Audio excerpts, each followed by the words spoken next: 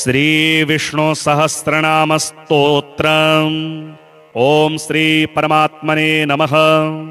नारायणं नमस्कृत्य नरं चैव नरोत्तमं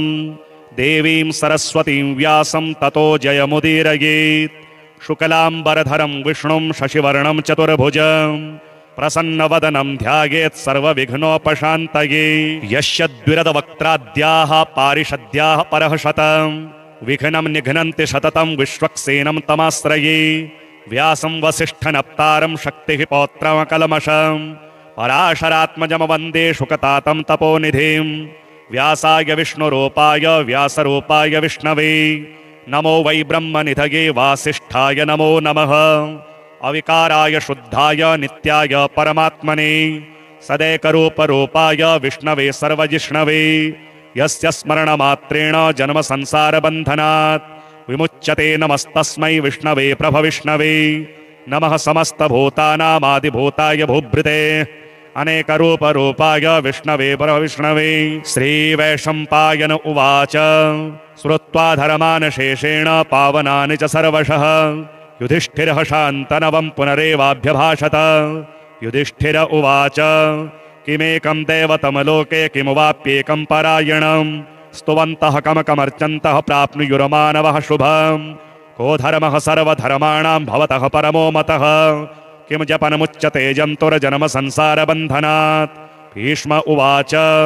जगत्प्रभुं देवदेवमनन्तं पुरुषोत्तमं स्तुवन्नाम सहस्रेण पुरुषः सततोत्थितः। तमेव चार्चयन्नित्यं भक्त्या पुरुषमव्ययं ध्यायन् स्तुवन्नमस्यश्च यजमानस्तमेव च। अनादिनिधनं विष्णुं सर्वलोकमहेश्वरं लोकाध्यक्षं स्तुवन्नित्यं सर्वदुःखादिगो भवेत्। ब्रह्मण्यं सर्वधर्मज्ञं लोकानां कीर्तिवर्धनं लोकनाथं महद्भूतं सर्वभूतभवोद्भवम्। एष मे सर्वधर्माणां धर्मोऽधिकतमो मतः यद्भक्त्या पुण्डरीकाक्षं स्तवैर्नर्चेन्नरः सदा। परमं यो महत्तेजः परमं यो महत्तपः परमं यो महद्ब्रह्म परमं यः परायणं पवित्राणां पवित्रं यो मङ्गलानां च मङ्गलं दैवतं दैवतानां च भूतानां यो व्ययः पिता यतः सर्वाणि भूतानि भवन्त्यादियुगागमे। यस्मिश्च प्रलयं यान्ति पुनरेव युगक्षये तस्य लोकप्रधानस्य जगन्नाथस्य भूपते विष्णोर्नाम सहस्रं मे शृणु पापभयापहम्। यानि नामानि गौणानि विख्यातानि महात्मनः ऋषिभिः परिगीतानि तानि वक्ष्यामि भूतये। ऋषिर्नाम्नां सहस्रस्य वेदव्यासो महामुनिः छन्दोऽनुष्टुप् तथा देवो भगवान् देवकीसुतः। अमृतांशोद्भवो बीजं शक्तिर्देवकी नन्दनः त्रिसामाहृदयं तस्य शान्त्यर्थे विनियोज्यते।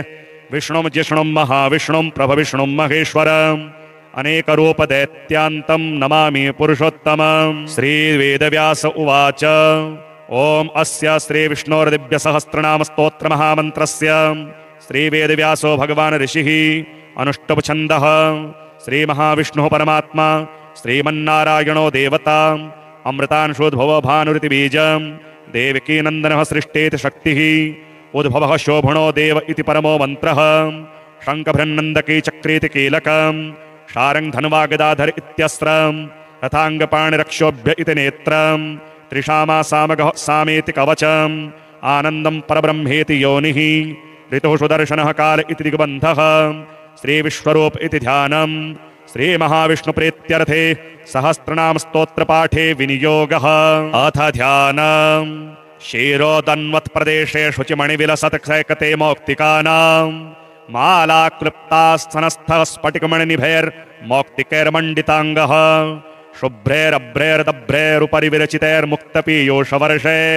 आनन्देन पुनीयादर्णगदा शङ्खपाणिरमुकुन्दः। भूः पादौ यस्य नाभिर्व्यदसुर्निलश्चन्द्रशूर्यौ च नेत्रे कर्णावाशाः शिरोद्योर्मुखमपि दहनो यस्य वास्तेयमब्धिः अन्तस्थं यस्य विश्वं शुरनरखगो भोगगन्धर्वदैत्ये चित्रं रमरम्यते तं त्रिभुवनवपुषं विष्णुमीशं नमामि। ॐ नमो भगवते वासुदेवाय। ॐ शान्ताकारं भुजगशयनं पद्मनाभं सुरेशं विश्वाधारं गगनसदृशं मेघवर्णं शुभांगं लक्ष्मीकान्तं कमलनयनं योगिभिर्ध्यानगम्यं वन्दे विष्णुं भवभयहरं सर्वलोकैकनाथं मेघश्यामं पीतकौशेयवासं श्रीवत्साङ्कं कौस्तुभोद्भासिताङ्गं पुण्योपेतं पुण्डरीकायताक्ष्यं विष्णुं वन्दे सर्वलोकैकनाथं नमः समस्तभूतानामादिभूताय भूभृते अनेकरूपरूपाय विष्णवे प्रभविष्णवे शशङ्खचक्रं सकिरीटकुण्डलं सपीतवस्त्रं सरसीरुहीक्षणं सहारवक्षस्थलकौस्तुभस्त्रियं नमामि विष्णुं शिरसा चतुर्भुजं छायायां पारिजातस्य हेमसिंहासनोपरि आसीनमम्बुदश्याममायताक्ष्यमलङ्कृतं चन्द्राननं चतुर्बाहुं श्रीवत्साङ्कितवक्षसं रुक्मिणी सत्यभामाभ्यां सहितं कृष्णमाश्रये ॐ विश्वं विष्णुर्वषट्कारो भूतभव्यभवत्प्रभुः भूतकृद्भूतभृद्भावो भूतात्मा भूतभावनः भूतात्मा परमात्मा च मुक्तानां परमागतिः अव्ययः पुरुषः साक्षी क्षेत्रज्ञोऽक्षर एव च योगो योगविदां नेता प्रधानपुरुषेश्वरः नारसिंहो पुः श्रीमान् केशवः पुरुषोत्तमः सर्वः शर्वः शिवस्थाणुर्भूतादिर्नितिरव्ययः सम्भवो भावनो भर्ता प्रभो प्रभुरीश्वरः स्वयंभूः शम्भुरादित्यः पुष्कराक्षो महास्वनः अनादिनिधनो धाता विधाता धातुरुत्तमः अप्रमेयो ऋषिकेशः पद्मनामो अमरप्रभुः विश्वकर्मा मनुस्त्वष्टास्तविष्ठः स्तविरो ध्रुवः अग्रायः शाश्वतः कृष्णो लोहिताक्ष्यः प्रतर्दनः प्रभूतस्त्रीककुबधाम पवित्रं मङ्गलं परम् ईशानः प्राणदः प्राणो ज्येष्ठः श्रेष्ठः प्रजापतिः हिरण्यगर्भो भूगर्भो माधवो मधुसूदनः ईश्वरो विक्रमे धन्वी मेधावी विक्रमः क्रमः अनुत्तमो दुराधर्षः कृतज्ञः कृतिरात्मवान् सुरेशः शरणं शर्म विश्वरेतः प्रजाभवः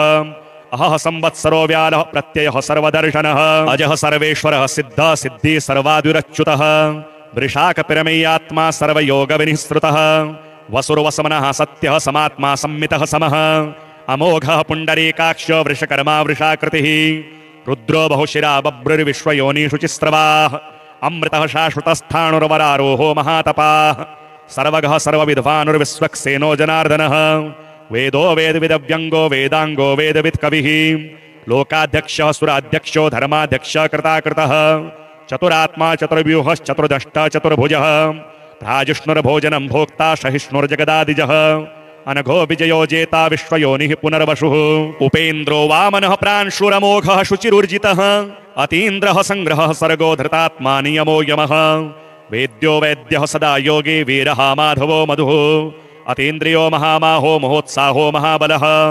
महाबुद्धिर्महावीर्यो महाशक्तिर्महाद्युतिः अनिर्देश्योपुः श्रीमानमेयात्मा महादृधृक् महेश्वासो महीभरता श्रीनिवास शतां गतिः अनिरुद्धशुरानन्दो गोविन्दो गोविदाम्पतिः मरीचिर्दमनो हंस सुपर्णो भुजगोत्तमः हिरण्यनाभः शुतपाः पद्मनाभः प्रजापतिः अमृत्यो सर्वदृक्सिंहः सन्दाता सन्दिमान् स्थिरः अजो दुर्मर्षणः शास्ता विस्तृतात्मा सुरारिः गुरुर्गुरुतमो धाम सत्यः सत्यपराक्रमः निमिषो निमिषः स्रग्विवाचस्पतिरुदारधीः अग्रणिर्ग्रामणिः श्रीमान् न्यायो नेता समीरणः सहस्रमूर्धा विश्वात्मा सहस्राक्षः सहस्रपात् आवर्तनो निवृत्तात्मा संवृतः संप्रमर्दनः अहः संवर्तको वहनिरनिलो धरणीधरः सुप्रसादः प्रसन्नात्मा विश्वधृग्विश्वभुग्विभुः सत्कर्ता सत्कर्तः शादुर्जुहुर्नारायणो नरः असंख्येयो प्रमेयात्मा विशिष्टः शिष्टकृच्छुचिः सिद्धार्थः सिद्धसङ्कल्पः सिद्धिदः सिद्धिसाधनः वृषाके वृषभो विष्णुर्वृषपर्वा वृषोदरः वर्धनो वर्धमानश्च विविक्तः श्रुतिसागरः सुभुजो दुर्धरो वाग्मी महेन्द्रो वसुदो वसुः नैकरूपो बृहद्रूपः सिपिविष्टः प्रकाशनः ओजस्तेजो द्युतिधरः प्रकाशात्मा प्रतापनः रिद्धः स्पष्टाक्षरो मन्त्रश्चन्द्राशुर्भास्करद्युतिः अमृतांशोद्भवो भानुः शशिबिन्दुः सुरेश्वरः औषधं जगतः सेतुः सत्यधर्मपराक्रमः भूतभव्यभवन्नाथ पवनः पावनो नलः कामः कामकृतकान्तः कामः कामप्रदः प्रभुः युगादिकृद्युगावर्तो नैकमायो महाशनः अदृश्यो व्यक्तरूपश्च सहस्रजिदनन्तजित इष्टो विशिष्ट शिष्टेष्ट शिखण्डी नहुसो वृषः क्रोधः क्रोधकृत्कर्ता विश्वबाहुर्महीधरः अच्युतः प्रथितः प्राणः प्राणदो वासवानुजः अपानिधिरधिष्ठानमप्रमत्तः प्रतिष्ठितः स्कन्दः स्कन्दधरो धुर्यो वरदो वायुवाहनः वासुदेवो बृहद्भानुरादिदेवः पुरन्दरः अशोकस्तारणस्तारः शूरः शौरिर्जनेश्वरः अनुकूलः शतावर्तः पद्मी पद्मनिवेक्षणः पद्मनाभोरविन्दाक्ष पद्मगर्भ शरीरभृत महद्दीर्घो वृद्धात्मा महाक्षो गरुडध्वजः अतुलः शरभो भीमः समयज्ञो हविर्हरिः सर्वलक्षणलक्षण्यो लक्ष्मीवान् सिमितञ्जयः विक्षरो रोहितो मार्गो हेतुर्दामोदरः सह महीधरो महाभागो वेगवान् मिताशनः उद्भव शोभनो देवः श्रीगर्भः परमेश्वरः करणं कारणं कर्ता विकर्ता गहनो गुहः व्यवसायो व्यवस्थान संस्थान स्थानदो ध्रुवः परर्थी परमस्पष्ट तुष्ट पुष्ट शुभेक्षणः रामो विरामो विरजो मार्गो नेयो नयो नयः वीरः शक्तिमतां श्रेष्ठो धर्मो धर्मविदुत्तमः वैकुण्ठ पुरुषः प्राणः प्राणदः प्रणवः पृथुः हिरण्यगर्भः शत्रुघ्नो व्याप्तो वायुरदोक्षजः ऋतो सुदर्शनः कालः परमेष्टि परिग्रहः उग्रः संवत्सरो दक्षो विश्रामो विश्वदक्षिणः विस्तारः स्थावरस्थाणुः प्रमाणं बीजमव्ययम् अर्थोऽनर्थो महाकोशो महाभोगो महाधनः अनिर्विण्णस्तविष्टो भूर्धर्मयोपो महामखः नक्षत्रनेमिर्नक्षत्रे शमः श्यामः समीहनः यज्ञ इज्जो महेज्यश्च क्रतो सत्रं सतां गतिः सर्वदर्शी विमुक्तात्मा सर्वज्ञो ज्ञानमुत्तमम् सुब्रतः सुमुखः सूक्ष्मः सुगोसः सुकृतः सुहृत मनोहरो जितक्रोधो वीरबाहुर्विदारणः स्वापनः सौषो व्यापी नैकात्मानेककर्मकृत वत्सरो वत्सलो वत्सी रत्नगर्भो धनेश्वरः धर्मगुब्धर्मकृद्धर्मी सदत्सक्षरमक्षरम् अविज्ञाता सहस्रांशुर्विधाता कृतलक्षणः गभस्तिनेमि श्वत्तस्थः सिंहो भूतमहेश्वरः आदिदेवो महादेवो देवेशो देवभृद्गुरुः उत्तरो गोपतिर्गोप्ता ज्ञानगम्यः पुरातनः शरीरभूतभृद्भोक्ता कपीन्द्रो भूरिदक्षिणः सोमपोमृतपः सोमः पुरुजितपुरुषोत्तमः विनयो जयः सत्यसन्धो दाशार्हः शाश्वतां पतिः जीवो विनीता साक्षी मुकुन्दो मितविक्रमः अम्बो निधिरनन्तात्मा महोदधिशयोऽन्तकः अजो महार्हः स्वाभाव्यो जिता मित्रः प्रमोदनः आनन्दो नन्दनो नन्दः सत्यधर्मा त्रिविक्रमः महर्षिः कपिलाचार्यः कृतज्ञो मेदिनीपतिः त्रिपदस्त्रिदशाध्यक्षो महाशृङ्गः कृतान्तकृत महावराहो गोविन्दः सुषेणः कनकाङ्गदी गुह्यो गभीरो गहिनो गुप्तश्चक्रगदाधरः वेदाश्वाङ्गोजितः कृष्णो दृढः शङ्कर्षणोच्युतः वरुणो वारुणो वृक्षः पुष्कराक्षो महामनाः भगवान् भगहानन्दी वनमाली हलायुधः आदित्यो ज्योतिरादित्यः षष्ठैष्णुर्गतिरत्तमः सुदन्वाखण्ड परशुर्दारुणो द्रविणप्रदः दिविस्पृक् सर्वदीर्घव्यासो वाचस्पतर्यो निजः त्रिसामासामगः सामो निर्वाणं भेषजम्भिषक सन्न्यासकृच्छमो शान्तो निष्ठा शान्तिः परायणम् शुभांग शान्तिदः सृष्टा कुमुदः कुवलेशयः गोहितो गोपतिर्गोप्ता वृषभाक्षो वृषप्रियः अनिवर्ते निवृत्तात्मा संक्षेप्ता सेमकृच्छिवः श्रीवत्सवक्ष्या श्रीवासः श्रीपतिः श्रीमताम्बरः श्रीधः श्रीशः श्रीनिवासः श्रीनिधि श्रीविभावनः श्रीधरः श्रीकरः श्रेयः श्रीमान् लोकत्रयाश्रयः स्वक्षः स्वङ्गशतानन्दो नन्द्रिज्योतिर्गणेश्वरः विजितात्मा विधेयात्मा शतकीर्तिश्छिन्नसंशयः उदीर्णः शर्वतश्चक्षुरणीश शाश्वतस्थिरः भूषयो भूषणो भूत्रिविशोकः शोकनाशनः अर्चिष्मानर्चितः कुम्भो विशुद्धात्मा विशोधनः अनिरुद्धो प्रतिरथः प्रद्युम्नो मितविक्रमः कालनेमिनिः वीरः शौरिः शूरजनेश्वरः त्रिलोकात्मा त्रिलोकेशः केशवः केशिहा हरिः कामदेवः कामपालः कामीकान्तः कृतागमः अनिर्देश्यो परिविष्णुर्वीरोऽनन्तो धनञ्जयः ब्रह्मण्यो ब्रह्मकृद् ब्रह्मा ब्रह्म ब्रह्मविवर्धनः ब्रह्मविद् ब्राह्मणो ब्रह्मी ब्रह्मज्ञो ब्राह्मणप्रियः महाक्रमो महाकर्मा महातेजा महोरगः महाकर्तुर्महायज्ञा महायज्ञो महाहविः स्तव्यः स्तवप्रियः स्तोत्रमस्तुति स्तोतारणप्रियः पूर्णः पूर्यता पुण्यः पुण्यकीर्तिर्नामयः मनोजवस्तीर्थकरो वसुरेता वसुप्रदः वसुप्रदो वासुदेव वसुर्वस्मनाहविः सद्गतिः सत्कृतिः सत्ता सद्भूतिः सत्परायणः शूर्षेणो यदश्रेष्ठ सन्निवास सुयामुनः भूतावासो वासुदेवः सर्वासु निलयो नलः दर्पः दर्पदो दृप्तो दुर्धरोऽथापराजितः विश्वमूर्तिर्महामूर्तिर्दीप्तमूर्तिर्मूर्तिमान् अनेकमूर्तिरव्यक्तः शतमूर्तिः शताननः एको नैकः सवः कः किं यत् तत्पदुमनुत्तमम् लोकबन्धुर्लोकनाथो माधवो भक्तवत्सलः सुवर्णवर्णो हेमाङ्गो वराङ्गश्चन्दनाङ्गदी वीरः विषमः शून्यो धृताशीरचलश्चलः अमानी मानदो मान्यो लोकस्वामी त्रिलोकधृक् सुमेधा मेधजो धन्य सत्यमेधाधराधरः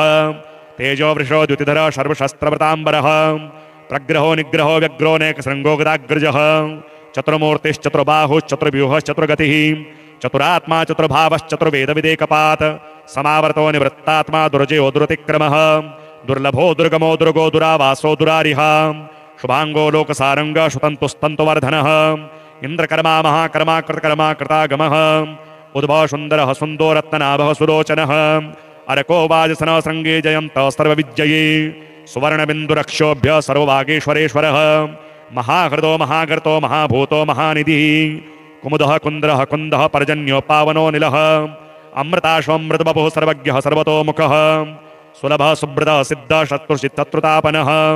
नग्रोधोदुम्बरो षत्थश्चाणोरान्ध्रनिषुबुदनः सहस्रार्ची सप्तजिह्व सप्तेधा सप्तवाहनः अमूर्तिरनघोचिन्त्यो भयकृत भयनाशनः अणुर्बृहत्कृश स्थूलो गुणभिर्निर्गुणो महान् अद्रिताश्वद्रिताश्वास्य प्राग्वंशो वंशवर्धनः भारभृत्कथितो योगी योगीश सर्वकामदः आश्रमः श्रमणो श्यामो सुपर्णो वायुवाहनः धनुर्धरो धनुर्वेदो दण्डो दमितादमः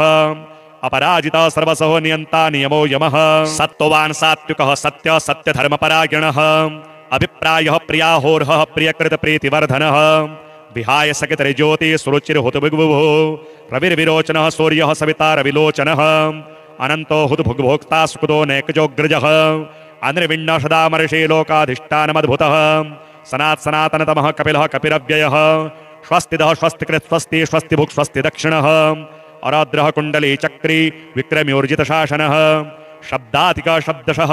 शिशिरः सर्वरीकरः अक्रूरः पेशलो दक्षो दक्षिण शमिणाम्बरः विद्वत्तमो वेतभय पुण्यश्रवण कीर्तनः उत्तारणो दुष्कृतिः पुण्यो दुष्स्वप्ननाशनः वीरः रक्षण संतो जीवनः पर्यवस्थितः अनन्तरूपोऽनन्तश्रीर्जितमन्युर्भयापहः चतुरस्रो गभीरात्मा विदुषो व्यादिशो दिशः अनादिर्भूर्भुवो लक्ष्मीः सुवीरो सुरुचिराङ्गदः जननो जन्म जन्मादिर्भीमो भीमपराक्रमः आधारनिलयो धाता पुष्पहासः प्रजागरः ऊर्ध्वशतपदाचारः प्राणदः प्रणवः पणः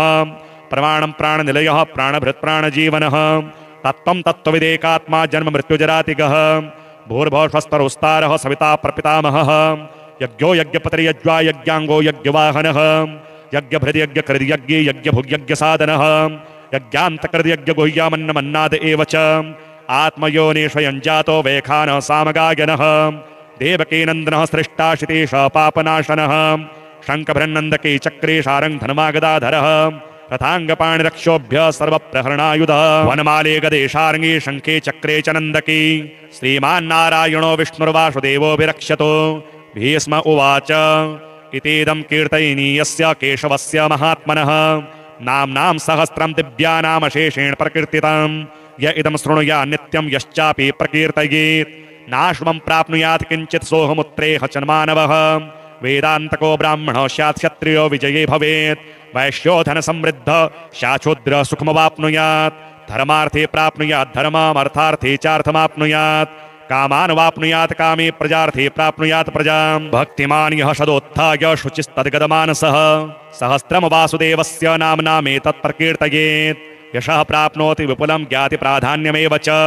अचलां श्रियमाप्नोति श्रेयः प्राप्नोत्यनुत्तमम् न भयं क्वचिदाप्नोति वीर्यं तेजश्च विन्दति भवत्यरोगोदुतिमान् बलरूपगुणान्वितः